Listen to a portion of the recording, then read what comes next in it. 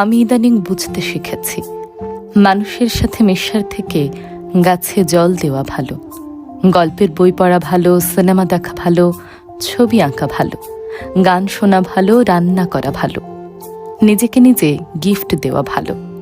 নিজের ভিতরে জমে থাকা কথাগুলো কাউকে বলার থেকে লিখে ফেলা ভালো। ছাদে বসে আকাশ দেখা ভালো, জমানো ছুটিতে নিজেকে নিয়ে পাহাড়ে যাওয়া ভালো, ঘুরতে যাওয়া ভালো।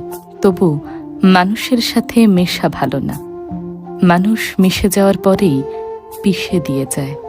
অমিত তিত্তুর এই কথাগুলো আসলে অনেকাংশেই সত্য।